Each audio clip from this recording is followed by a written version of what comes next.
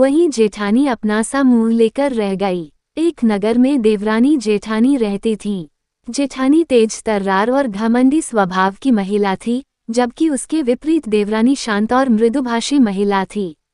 उन दोनों के कोई संतान न थी। इस कारण दोनों ही बहुत दुखी और परेशान रहती थीं। संतान प्राप्ति हेतु जो कोई भी उपाय और पूजा पाठ लोग बताते थे, वे सब करती थीं, परंतु वे दोनों अभी तक संतान सुख से वंचित थीं। एक बार उन दोनों को एक महिला ने बताया, नगर में एक बहुत ही सिद्ध महात्मा आए हुए हैं। कहते हैं कि उनके दर्शन करने मात्र से ही लोगों का कल्याण हो जाता है।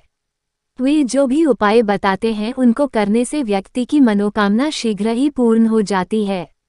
उनके आशीर्वाद से कई लोगों को संतान की प्राप्ति हुई है।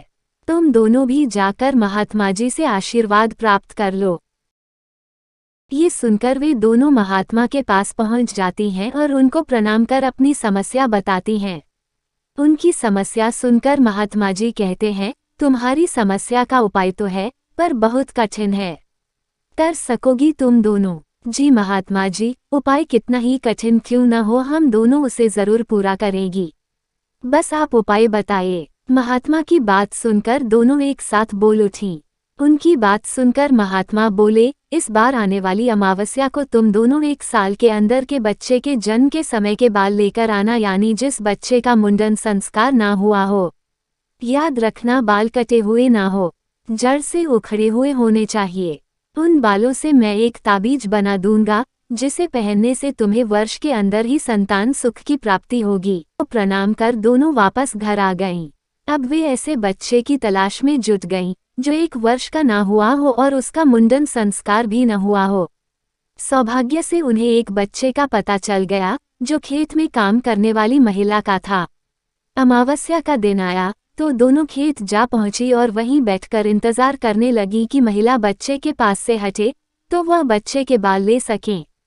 तभी महिला ने बच्चे को दूध पिलाकर चटाई पर लिटा दिया और उसके पास अपनी बड़ी बेटी को बैठाकर खेत में काम करने चली गई। जब दोनों ने देखा कि महिला चली गई है, तो वे बच्चे के पास आईं और लड़की को कहा, जाओ खेत में, तुम्हें तुम्हारी माँ बुला रही है।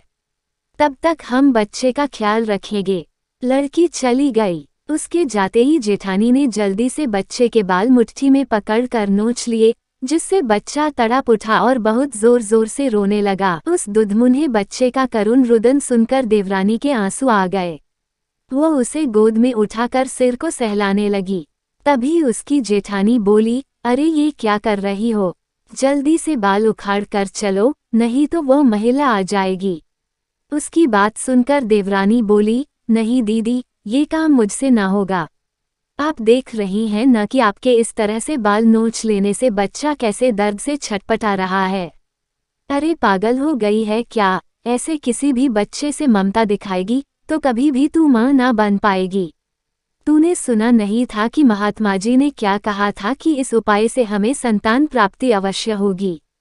जेठानी ने कहा, नहीं दीदी, भले ही मुझे संतान प्राप्ति हो या न हो, पर मैं किसी भी बच्चे के साथ ऐसा नहीं कर सकती। देवरानी ने उत्तर दिया, जैसी तुम्हारी मर्जी, कहकर उसकी जेठानी चली गई।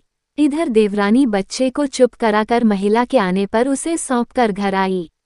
शाम होने पर दोनों महात्मा के पास पहुंची और प्रणाम किया। महात्मा ने दोनों से पूछा, क्या तुम दोनों बालक के बाल लेकर आई हो? ये सुनकर जेठानी ने तुरंत अपने हाथ आगे किए और बोली, जी महात्मा जी, आपके कहे अनुसार मैं बालक के बाल ले आई हूँ। फिर महात्मा ने देवरानी से पूछा तो वह बोली, मुझसे ये काम ना हो सका। मैं अपने स्वार्थ के लिए किसी अबोध बालक के बाल नहीं उखाड़ सकती।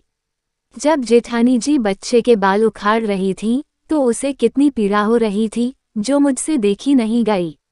अब चाहे मुझे संतान सुख की प्राप्ति हो या ना हो, पर मैं ये घृणित कार्य नहीं कर सकती।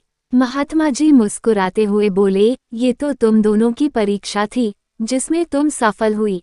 जिस स्त्री में हर बच्चे के प्रति ममता और वात्सल्य हो, जो अपने स्वार्थ के लिए किसी और का हित ना करे, मेरा आशीर्वाद उसके साथ है। भगवान तुम्हारी मनोकामना जल्द पूरी करेंगे। वहीं जेठानी अपना सा मुंह लेकर रह गई।